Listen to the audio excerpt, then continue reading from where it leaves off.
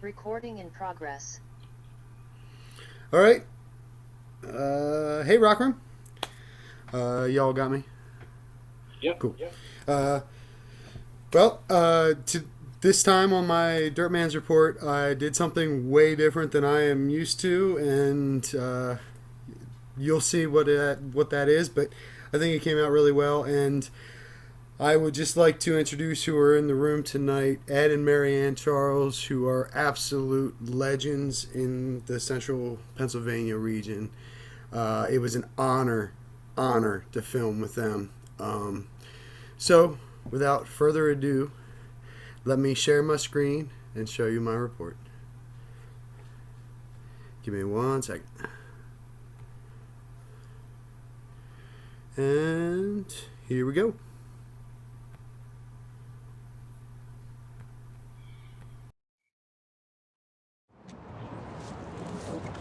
Hey Rockhounds, Dirtman here with another special report. If you're like me, you spend the year outside rock counting, and just as you're about to find that big find, this happens. So, now what are you gonna do? Well, I'm gonna do something I don't like to do, and ditch the shovel and go inside. But inside's boring, so I'm gonna go to Rockhounder's Heaven, created by Ed and Marianne Charles. With a quick look around, you may be thinking, Dirtman's just gone to a museum. But that would be Rockhounder's inside hell. Can you do this in a museum? Nope. Museums are for people who just like glass barriers. I certainly don't, and neither does Ed and Marianne Charles.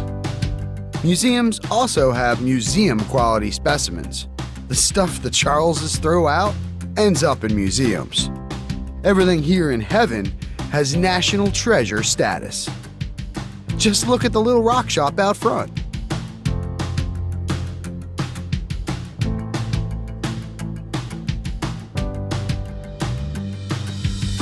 Ed, Marianne, thanks for having me. First off, there is so much in this room, I don't know where to start. Every rock has a story, and there's maybe 10,000 stories. My story started with my father, basically, when we collected arrowheads when I was maybe 6, 8, 10 years old along the Susquehanna River. So that was kind of probably the beginning. I've been collecting now basically 70 years. Wow. So, And it shows. This is absolutely amazing. In 1964, I met Ed. Traditionally, one of the gifts I would give him every year was 100 plastic boxes. And these little boxes has turned into an entire wall of boxes. But there's just so much more to Rockhounder's Heaven that it's like an overload of the geological senses. And I love it! Just look at these dinosaur eggs. These are real. These aren't poured concrete fabrications. These are real dinosaur eggs. And, as a world-famous geologist once told me, eggs have been the link proving dinosaurs are related to birds. Ed?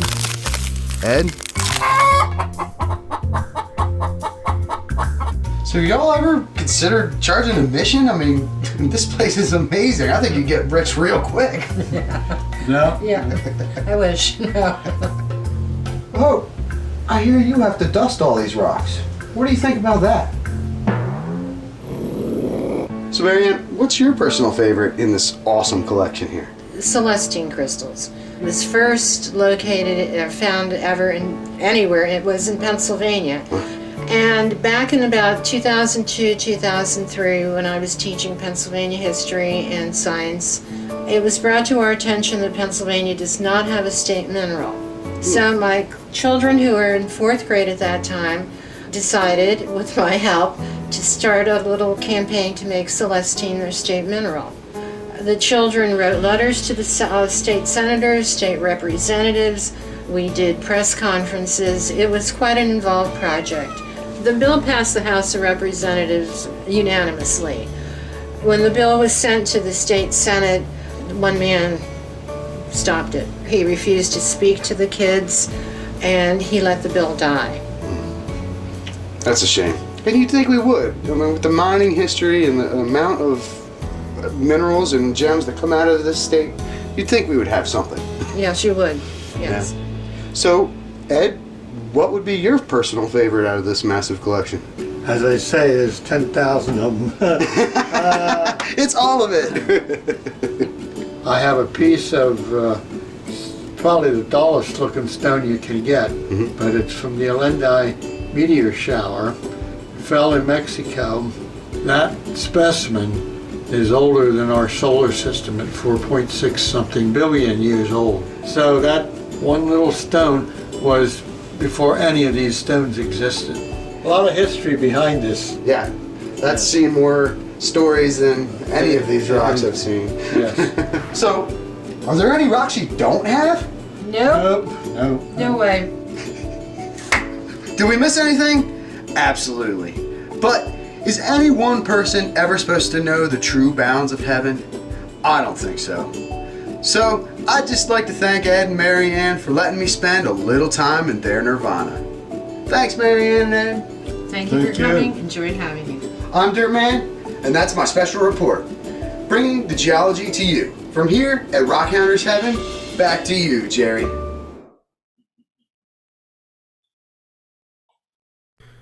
So right off the bat, let me just say real quick, I did not mean to offend museums out there. It just had to be a contrast between what I saw in Rockhounder's Heaven and what I've seen in museums in the past. So with that, I would just like to introduce what's behind me here. This is the brand new Central PA Rock and Mineral Club's Fossils of Pennsylvania. These fossils came from Ed and Marianne Charles's collection. So these are free. Go to your next CPRMC meeting. We'll be meeting next month. In fact, at that next meeting, there will be a different edit of this report. I will be adding a whole bunch more of the interviews. That was 4 hours of filming, chalked down to, edited down to 5 minutes. So I'm going to be putting a lot of that back in for the next meeting. So come to our next meeting. Check it out. Back to you, Brittany. That was great, Andrew. Thank you. And their collection is amazing. I've not been able to see it myself, but I would love to. So maybe I'll get that invite that I probably have already got. But Andrew covered, they collected a lot, but they've done so much for our Rock and Mineral Club as well. They've been an intricate part of it for over 50 years. And just the bottom line is what amazing people they both are. They help all the time, any chance that they can get. And I know that they have been that way for years. And I know that they mean a lot to the club. And I can personally say that they mean a lot to me too. And they might not know that, but they do. So I want to say thank you for everything you do. And I'm very grateful for Andrew to put this video together and share it with us today.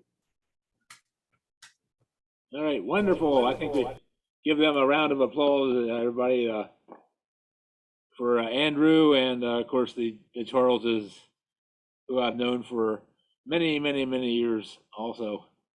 All right. Actually, when I was watching the video with the egg hatching, I got a joke out of that. Do you know how long a chicken works? He works around the clock. I just thought I'd try it out. Let me go back to my screen here and get back to where we need to be.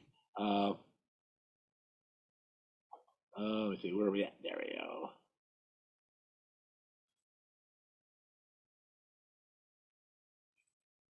All right, so other sponsors, Crystal Cove Collective with Michael and Krista up in Camp Hill, Pennsylvania. I just found out that my lab assistant at Messiah University are good friends with Michael, and working with them on some items being sold in the shop. So if you're in the Camp Hill area sometime, check out them at the Lower Allen Shopping Center, or if you're in the western end of York, Thomasville Airport area, York Airport, They also have a stand at Morning Sun Market, which is open Saturdays and Sundays. Two shows we want to plug coming up in a month and a half down in Wilmington, Delaware, the Delaware Mineralogical Society show coming up. And our friends over in Chambersburg are getting ready for their annual show. This year going to be at a new location, the Eugene Clark Jr. Community Center, right in downtown Chambersburg. So the Franklin County Rock and Mineral Club always puts on a great show, and that's certainly one that you do want to attend if you're able to. Update on the James Webb Telescope since we last saw you. James Webb Telescope did successfully unfold everything. I think it was last week, and it, of course, is not doing any telescoping yet, as it's still traveling toward its Lagrange 2 point, which is 1 million miles from Earth. It's about, I think, 83% there now. So another, I think, it's 9 days. It will reach that Lagrange 2 point, which is the balance point between the sun and Earth. It takes very little fuel for the telescope to hover there for the next 20 years. Zoom Rock Room schedule. Next time we will see you, February 1st, we're going to talk about earthquakes 101. You will get a email with a little project in that email that you can work on before the 1st of February on locating earthquakes. And while I'm thinking about that, of course, you may have heard of the tremendous volcanic eruption over the weekend down in Tonga, South Pacific Ocean. It was actually the most massive volcanic eruption around the Earth in the last 30 years, I believe they said. It did create tidal waves not only on Tonga but also far north as the California coastline, Japan. There were 3 people killed by the tsunami in Peru. So still a lot of unknowns there. Don't know of any deaths right in the immediate area yet, but there is a lot of damage. February 15th, Diana Geist will be doing a program using her favorite app called Rock D. We've talked about Rock D a number of times on here, and Diana and her husband Roger made a trip to California and back last summer, relying on Rock D to tell them all about the geology across the country. And that's going to be a really, really cool program. March 1st, at this point, we're going to have a quiz night for prizes will be available. And the rest of the March and into April are still unknown programs. So if you know somebody that wants to do a program, or if you want to do a program, certainly let us know. We will get you scheduled. So anyway, we're always so excited to see y'all in the room. Every 2 times a month, basically. And I'm thinking if you're new to our program, and I think we do have a couple of new people coming in tonight. We are recording this program. It will be posted on our website, jonesgeo.com, under the Zoom Rock Room. Which reminds me, I do want to acknowledge that my longtime webmaster of jonesgeo.com is retiring at the end of January, and we have picked up a new webmaster who's going to continue the good service that Dick Naylor has given us. So we're in a little point of transition. I can't promise that tonight's video will be on there exactly tomorrow morning, but it will be on there fairly soon. All right, so that's it for all the announcements, I believe.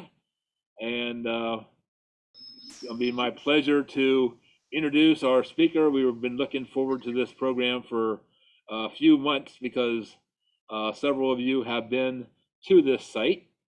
And we welcome on board the room tonight Michael Ross, who's the Environmental Education Coordinator at Dinosaur State Park in Rocky Hill, Connecticut. And in 1966, during the excavation of the foundation for a state building project, a dinosaur track was discovered by accident by an excavator operator. And after several months of study, over 2,600 tracks were ultimately discovered dating to the early Jurassic. Today, the exhibit center houses over 750 Ubatus tracks, as well as many other fossils from Connecticut and the surrounding area. And although the park has expanded over the years, the original park outline is a registered nature national landmark and maintains over 1,600 of the original 2,600 tracks that were reburied in 1976. The park also maintains an arboretum with over 200 species of Jurassic era plants or related species. And the park is one of the only 2 or 3 locations in North America that has constructed a building directly over the fossilized tracks, as well as an outside area for visitors to make their own plaster casts from real dinosaur tracks. So tonight, Mike will take us on a short tour of the facility and be available for questions. And with that, I have the privilege to introduce to you Mr. Michael Ross.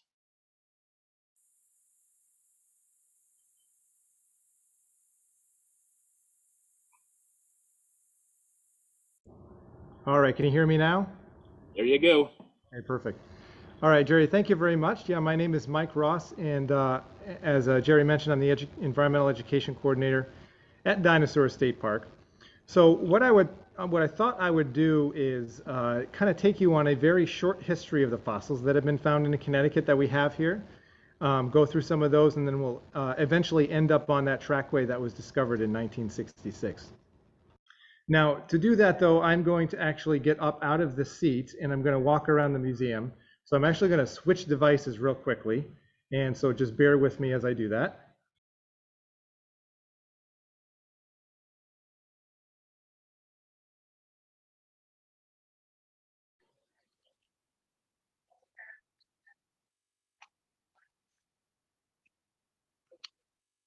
All right, can everybody hear me on my other device now? Yeah, we got you. Okay, good. Got my video too? You can see me walking? We don't have your video. Oh, so you're gonna have to switch to remove spotlight from me if you can, and then put it onto Michael Ross. Oh, I can do that myself. I got it. Yeah, you Yeah, I got it. There we go. Okay. There we go. All right, perfect.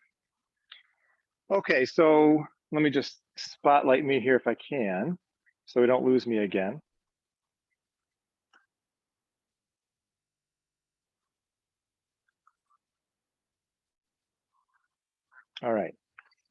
All right, so in the early 1800s, there was a man by the name of Edward Hitchcock, not Alfred Hitchcock. I always get that confused, but Edward Hitchcock. And he was one of the first geologists in this area, paleontologist. And he actually developed the term of ichnology for those fossilized tracks that he was discovering. And so he actually had discovered a lot of different tracks and other fossils too. And some of them we have here. These were some of the first bones that were found in the Newark area, the Newark Basin, basically the Central Valley of Connecticut and Massachusetts. And so they were kind of painted over here just so you can see them a little bit better. We did not do this, but these are some of his original dinosaur fossils. We have an ulna there, a radius, and a femur. These ones were actually donated to us by Yale Peabody. They actually have a lot of fossils from this area. And so back in the 1800s, there were a lot of people, including him, discovering these things, but primarily they were discovering these tracks. And a lot of people at the time, of course, thought that they were bird tracks. This is one of the smaller tracks that we have here, but this is actually a specimen that he discovered in the early 1800s. Now, as time went on, more people started to discover these tracks and dinosaur tracks. We have a little history section here of all the different discoveries, and we can see on this map, these are all the different locations. This is the border right here between Connecticut and Massachusetts. Each one of those dots are different locations of dinosaur discoveries. Now, if you're not familiar with the geology in the New England area, it's not like Pennsylvania where there's sedimentary rock over a large portion of it. This is the only section between Massachusetts and Connecticut that has sedimentary rock. And so this is the only location that we can find fossils. On the west side, we have the western uplands. On the east side, we have the eastern uplands. And that is all metamorphic rock. This valley in here was created during the split up of Pangea. So it's basically a failed rift. All the sediment in this area came from the western and the eastern uplands. Now, as we progress a little bit more, oh, by the way, before we go there, this is a sketch that a contemporary of Edward Hitchcock put together. You can see these dinosaur tracks in this area that they had kind of excavated. And you can, of course, get the sense of the time period. But one of the things that's interesting is that when you look at these tracks, how many toes are there? I do ask for observations, so if somebody wants to contribute an observation, that would be fantastic. 4. Yeah, there's 4, right. There's not 3 toes, but there's 4 here. So already we know that more than just the Eubrontes track, which we're going to talk about in a second, was discovered. But we also have these 4, and then these little specks over here, these are also other smaller dinosaur tracks that were discovered in the same area here. So dinosaur tracks are really prolific in the Central Valley in Connecticut. We've been discovering them for a long time. Now, in 1910, there was one of the first female paleontologists. Her name was Dr. Minion Talbot, and she worked at Holyoke College.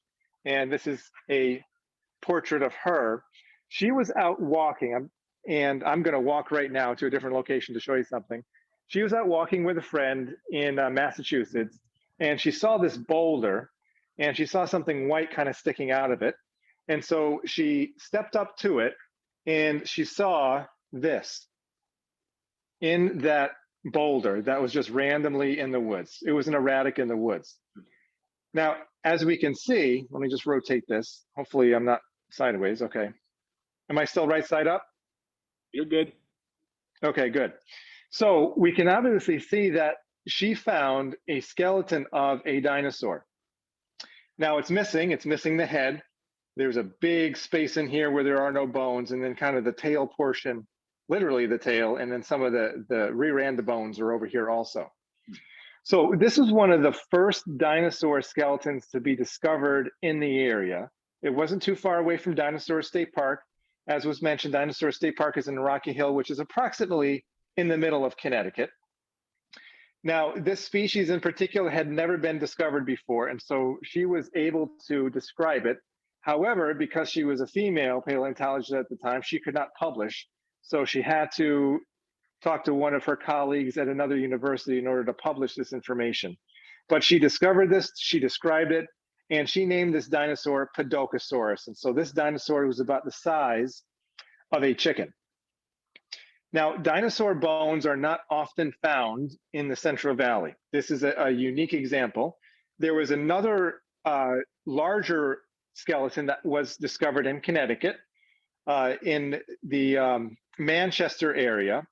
And there is a huge, if you've ever been to the Buckland Hills Mall in Connecticut, it's one of the larger malls. If you drive around the area, it is this practically rust red, blood red sandstone. And you can see different sorts of geological lenses in it. And there was a skeleton that was discovered in that quarry. Ultimately, they named it Ankylosaurus, except they didn't really appreciate the value of it. And so they split that rock in half, and half of that rock ended up in a bridge in another part of the state. And then half of it went to Yale because they were able to get that portion. Once that bridge, after probably around 100 years, 80 to 100 years, that bridge was no longer needed, One of the professors from Yale actually went to that bridge and got the other half of the skeleton and took it back to Yale. So now they have both halves again. But these were the two largest skeletons that were really discovered in the area. Now, in the late 1800s, I'm going to walk again over here. And I need to turn my motion sensor lights on so you can see. Hold on one second. Okay. In the late 1800s, 1896, this slab was discovered in Portland, Connecticut, only about 15 minutes away from Rocky Hill. And if we zoom in and look, again, how many toes are there on this one? We can see 1, 2, 3, 4. Those dark areas are just the indents in between them. So we know that this is not, sorry about that. This is the worst part about this motion sensor light. We know that these dinosaurs are not theropods because they have these 4 toes. These are likely a prosauropod. And so prosauropods are relatives, ancestors of the large dinosaurs, Brontosaurus and those sorts of dinosaurs. Now, if I can zoom in, and you can see the texture of the dinosaur foot. It looks a little bumpy there, right? Almost dimpled. And so we literally have the footprint, or like the fingerprints of this particular dinosaur. And so this is a really special sample to me because you can see, again, it almost looks like the dimples on the bottom of a chicken's foot or something like that. Now, other features in here too, since we're on here, you can see the mud cracks kind of going up. There are 5 tracks, so we at least get the rear legs of this animal. And let me turn this back on again. One of the few interesting things in here, it looks kind of, there we go, is that we have this track from here to here that extends the entire width of this slab. And so this is an unknown track. We're not sure what this is. It's being researched. It could be a sailing stone, which is a stone that moves due to wind force over ice and those sorts of things. Now, as I said, this slab, these tracks were discovered in 1896. And they've been studied for a while. They were at Yale, they were at Wesleyan University in Middletown. They have a really good geology and paleontology area there. And they were really heavily studied. Now, in about 2016, there was a group of geologists here just on a field trip. And one of them looked down at this slab and said, I wonder what these are.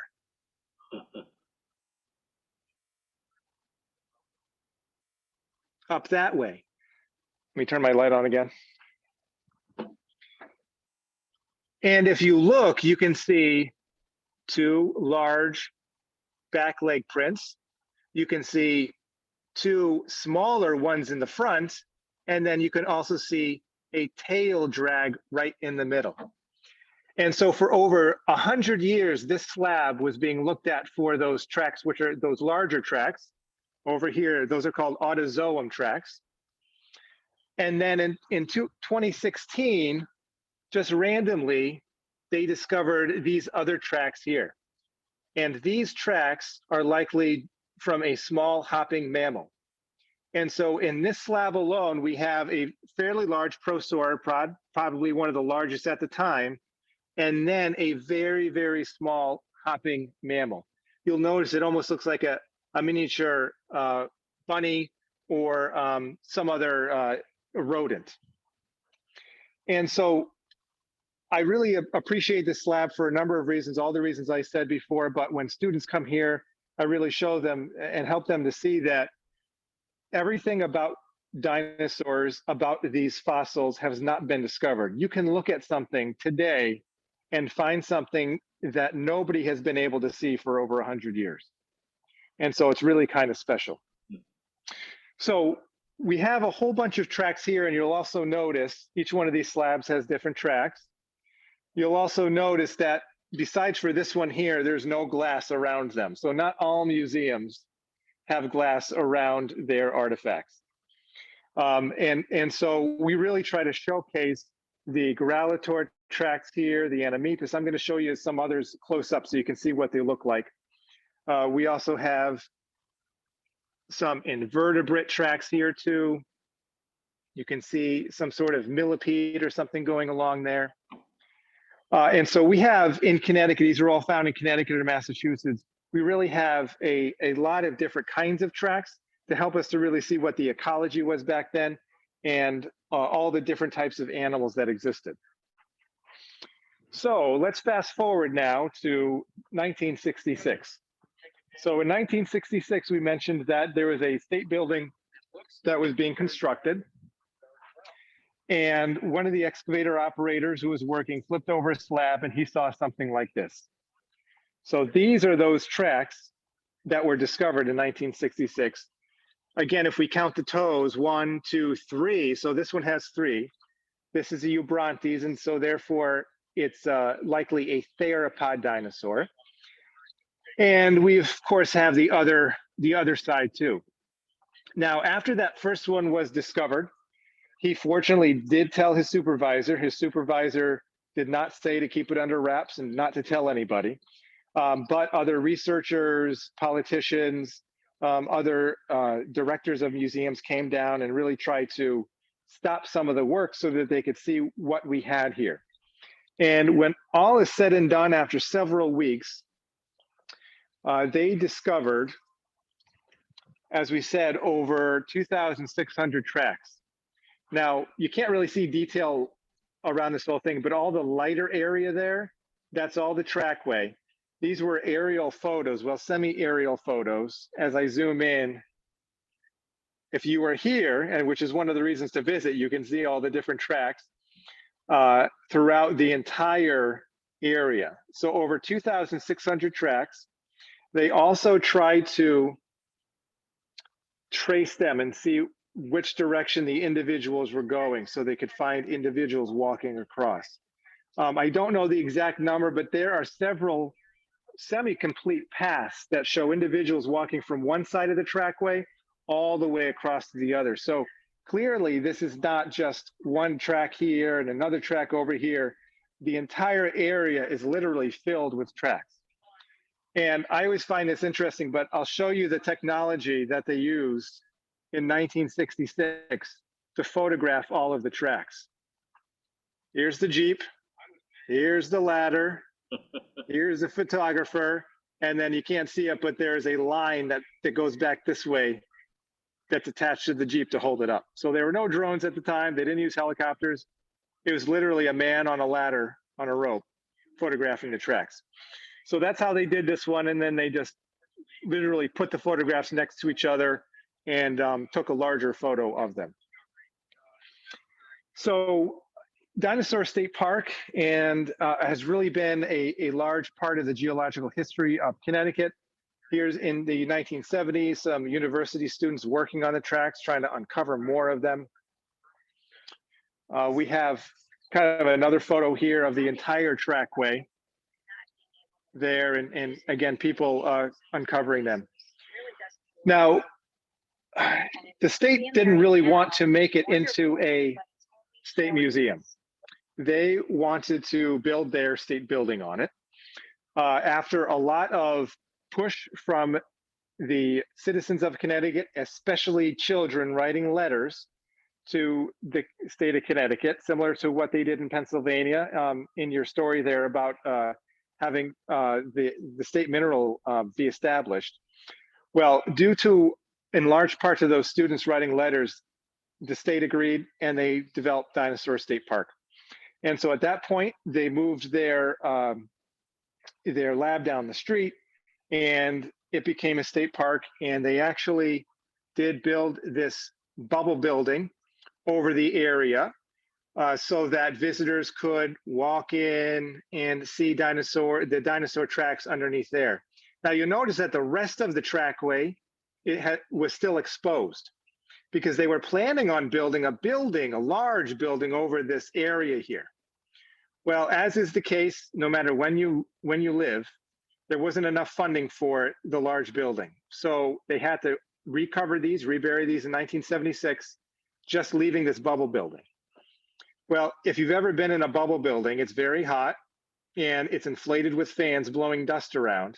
And in the wintertime, it doesn't hold up very well to snow. So this bubble building blew down a number of times. Finally, in the late 70s, it just completely collapsed. And so the state fortunately saw that this was still an important feature of Connecticut. It should be preserved. And they started to build the Dinosaur State Park Dome, which I don't have a complete one here, but this is the existing building. They wanted to do a dome so there were no pillars, no internal walls, and so the trackway could be completely visible. So speaking of the trackway, let's actually go over there. Now, as I'm walking, hopefully I'm not making you dizzy, but I did say that there were a lot of different sorts of fossils found in Connecticut. And one of the other ones having to do with tracks is right over here. I can't get any closer because unfortunately there is glass on this one. But if you can look at the track, primarily right there at the end of my pinky. Not sure if you can see that, but the large autozoan track had 4 toes. The Eubrontes has 3 toes. This one, if you can see, has 5 toes. So as we know, what animals have 5 toes? Well, mammals have 5 toes. So these are actually mammal tracks that were found in Connecticut a few years ago, not too long. And this is a very, very rare specimen. I think there were only 2 specimens of mammal tracks found in Connecticut. All of these date to the early Jurassic, around 200 million years. And so these are 2 reproductions, what that animal possibly could have looked like. That one there, and then that drawing in the back. We don't exactly know it because all we found are the tracks, but these are 2 possible reconstructions on the way the animal looks. We also did find a lot of different kinds of fish fossils in Connecticut, so we know that the area was aquatic and probably largely aquatic. So let's actually get to the main feature of Dinosaur State Park. And so this is the trackway on the inside of the park. I'm going to go down there in a second, but I just wanted to show you a kind of an overview of it, just to show you how large it actually is.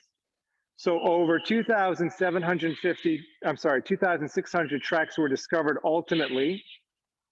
We have only a small portion in here. We only have 750 tracks on display.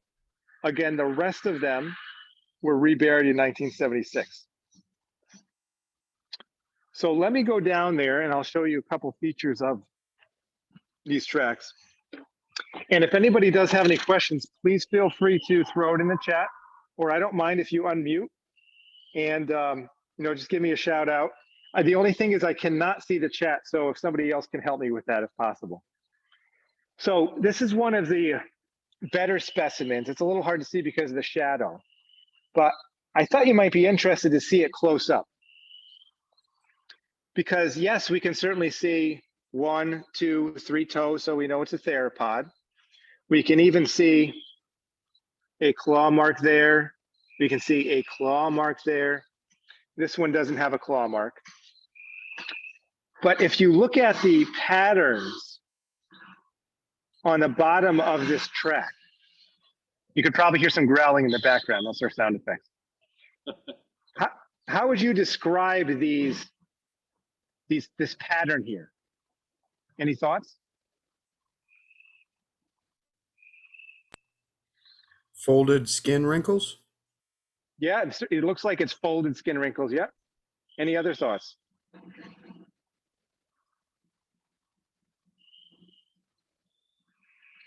So there's still some research being done on what these folds are. However, the modern theory that they're working from is that these are actually folds due to microbial mats. And so microbial mats are basically bacteria and other microbes that form a layer on the top of the sediment. And so when a dinosaur or any other creature steps in that mat, it kind of gets folded up underneath. And because of that, it's almost like there's saran wrap over the track, which protects it from when other sediment comes and fills it in.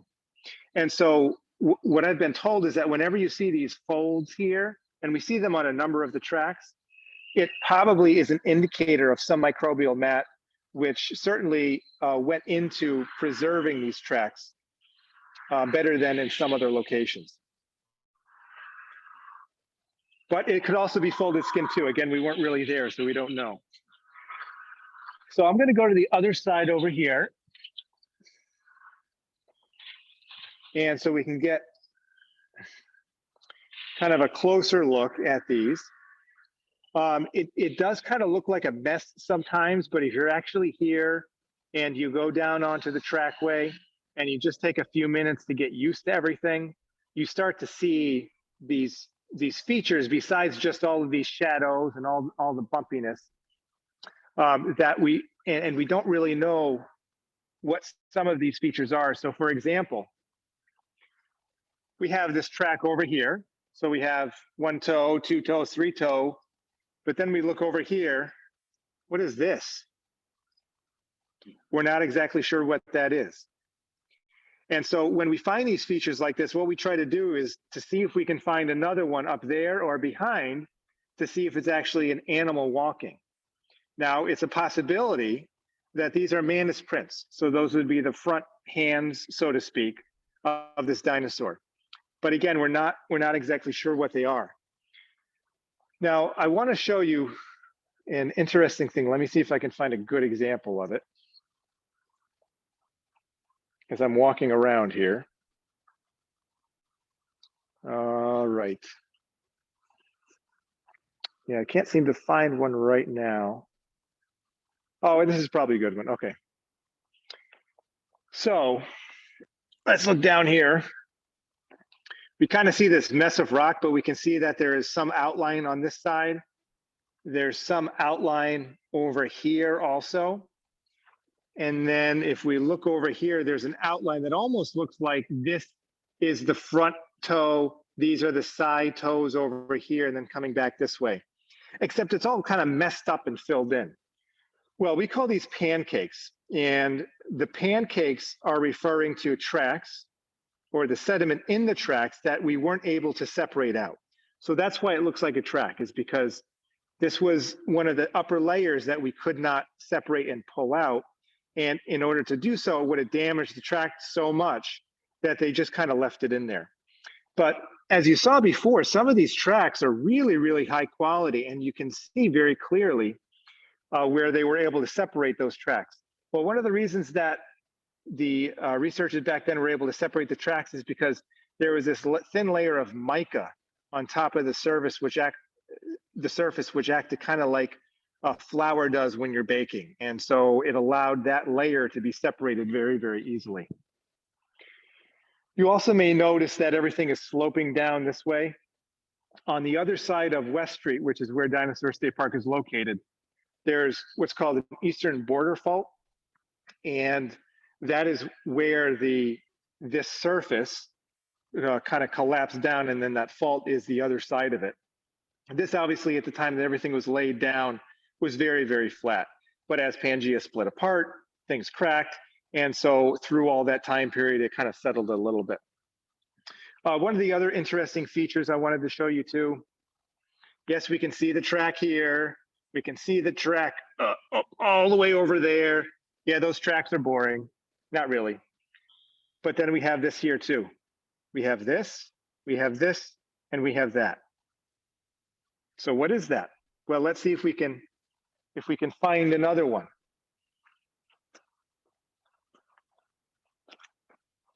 Here's another one. See those two lines, and then that one right there. Can we find another one? As we go down, we can find another one. Here's a partial one right there. So originally, they thought these were maybe from dinosaurs swimming, and so the water was so deep that just their claws were kind of touching. But that's not really the modern theory anymore. But we don't really know what they are. They could be underprints, which is basically the footprints, but the footprints that were made on an upper layer, and this is just what presents on a lower layer. I'm not quite certain personally if that is really a good explanation of it either. But again, just like that autosome track, there are a number of features on here that we don't really know what they are, and we're still trying to research them. One more thing I want to show you on the tracks. It's hard with this light sometimes. Here we have kind of an upper layer right on this side. That's where the tracks are. And then we have this lower layer down here. It drops about an inch or so. And you'll notice this surface is a lot bumpier, and you're probably going to be able to pick out the ripple marks. And so just by looking at these two layers, we know that there was water here, definitely during the ripple marks, but it wasn't shallow so that the ripple marks couldn't be made, and it wasn't too deep because then ripple marks wouldn't have been made. So we know that this was in a depth in which ripple marks could have been made. Now over here on this side, and this is the primary layer that the tracks are in, you don't really see those ripple marks. And so could that mean that the water was dried up at that point? Or was the water too deep so that the ripple marks couldn't be made? The other thing having to do with these tracks are all about the same size too. So if these were a family or groups of dinosaurs, a pod or some sort of herd or something like that, why wouldn't they have the little ones with them? Well, again, maybe the water was too deep here and the little ones couldn't get this far. And so the larger ones are out here hunting for fish or other food or different things like that. We don't really know why all of these dinosaurs were here around the same time. This was probably made in the matter of a couple months, really not a long time at all. So as I'm walking back to the my station over there, oh, by the way, before I go,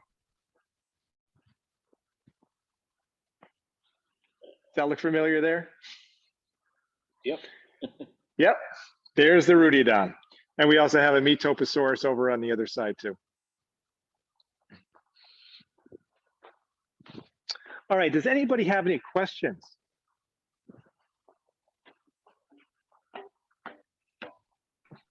You may have said this, and I apologize if you did. Why were the other trackways reburied? Because there was no way in the foreseeable future that the trackways would have been covered with a building. And so in order to protect the trackway that was there, I'm just going to switch to my other camera now. In order to protect the tracks that were there,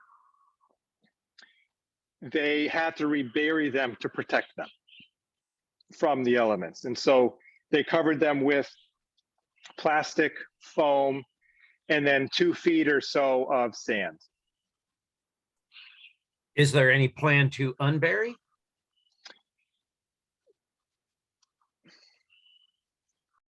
Yes, there's always a plan. It really comes down to money. And so the state doesn't really have a lot of money to support or enhance the park. And so consequently, we haven't been able to get any funds together at all to uncover the tracks and to build that facility over them. So if anybody knows any millionaires that would like to donate to Dinosaur State Park, that would be very helpful. So I just switched. I want to make sure everybody can hear me. It looks like you can. In 2014, they actually did uncover one of the tracks out there just to see if they were preserved, and they were still preserved pretty well. And so that's a positive thing.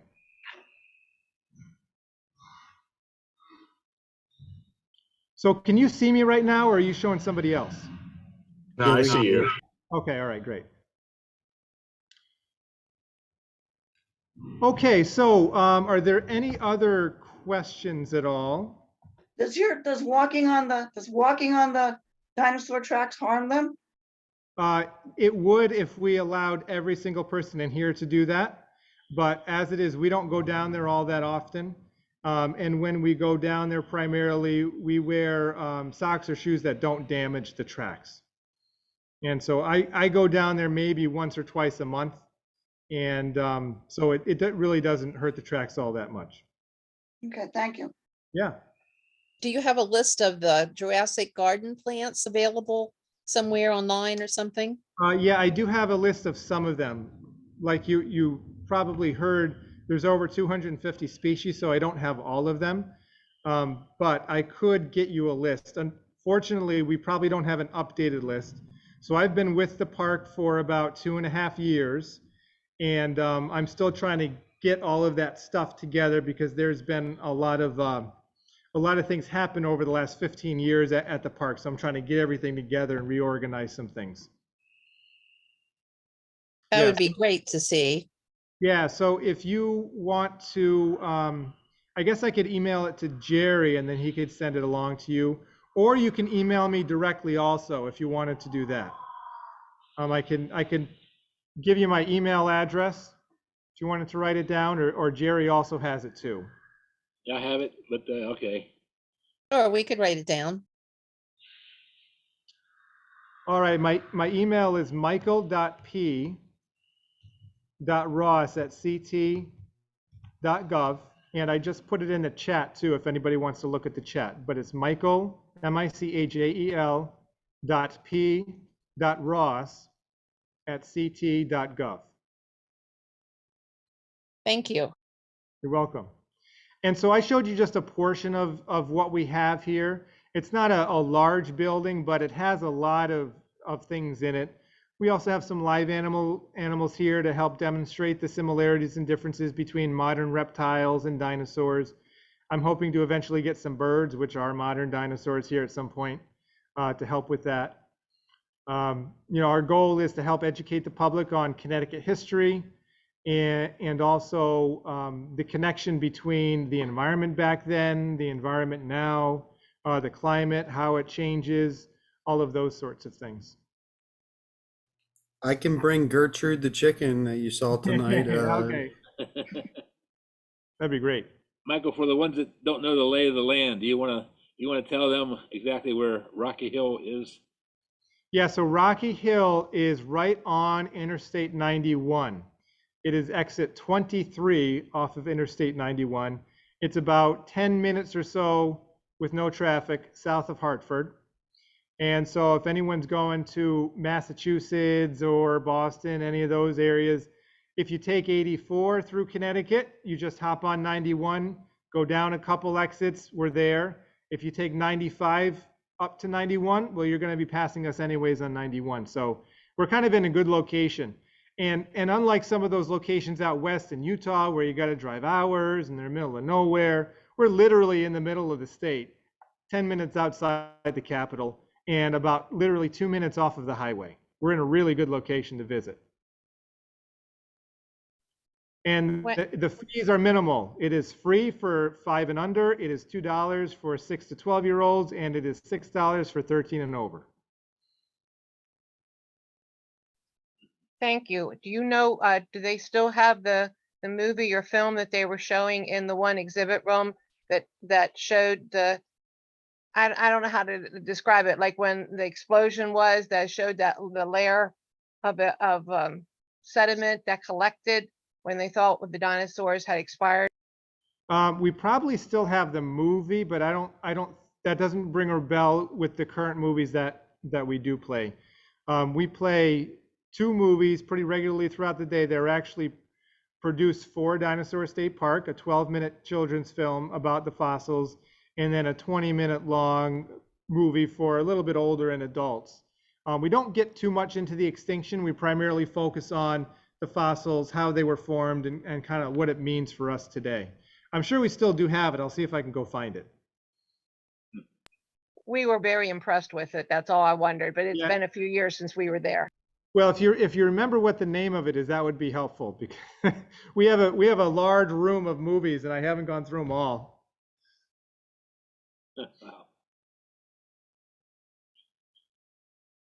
Any other questions? Yeah, I have a question. I noticed I was watching PBS Nova last night, and they were also looking at Dinosaur Tracks, and they had some sort of an app on their tablets that were doing detailed scans, 3D scans of the tracks. Has the state park done anything like that?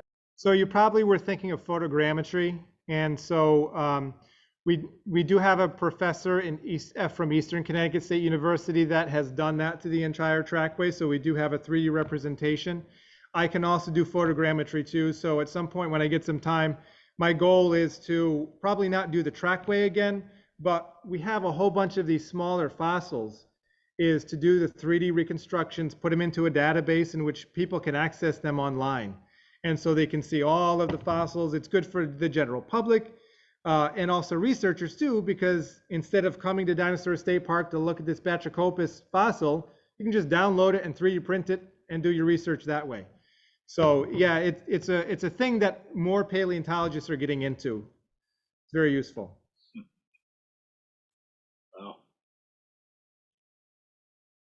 That was a very great tour. That was your technology is really great, and I know you and I have been in touch. You know, we were communicating for a while now about getting this pulled off. Yeah. For a number of reasons, and I appreciate you making this possible. And you know, as I see there's 43 people in the room tonight, so that's a real good crowd. Great. I'm going to put a challenge out to our, I call them room members, Mike, but they don't have to pay to be here. But anyway, if anybody goes to Dinosaur State Park, all you have to do is to show me proof that you were there and email me or whatever, and we'll have a nice little gift to send to you. Extra, you know, be a little extra ordinary type of a little present. So if you get a little ticket stub, do you give out ticket stubs, Mike? Is that how you do that? We just have receipts. Okay, that's fine. Yeah. Yeah. So just, you know, show me a receipt. We'll send you a nice little prize, and that you were in Connecticut to Dinosaur State Park.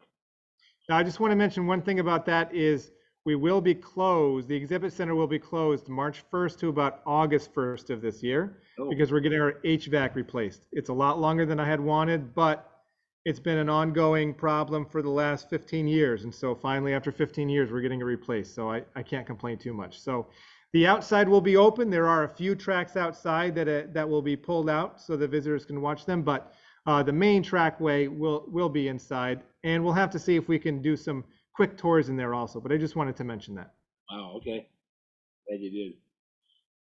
I've been seeing in the chat room a lot of comments about great presentation. I know Brittany's been watching the chat room for any questions also. Well, since I've been driving up right by it my whole life to Maine, I'm going to stop by there this year. So it may be this summer, so I'll be emailing you if I can get in there with the hot weather. But I'll for the rock room, it sounds like interesting to film there. Cool. Okay. Great. Thank you. Thank you again, Mike. And so how much room do fungi need to grow? How much room do fungi need to grow? As much room as possible. As much room as possible, yep. So, hey, we want to thank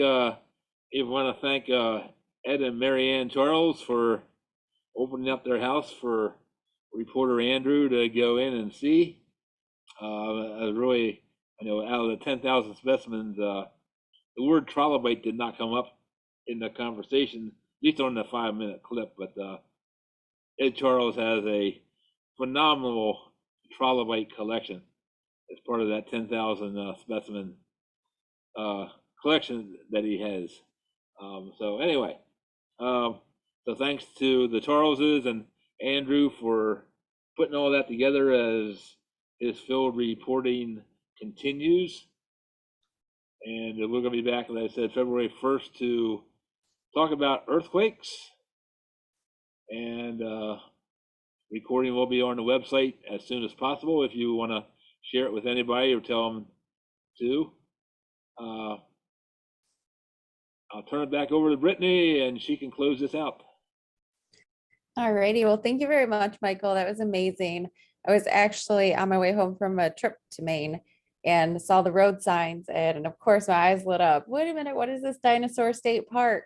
So I pulled off, last minute trip. I didn't care how tired I was, and I do not regret it. It really is a great museum you got there. So thanks again. And it was really good to see everybody. And we'll see you actually in less than 2 weeks because today's Thursday. So we'll see you guys. Okay, we'll see everybody. Thank All you right, again, thank you, Mike. everyone.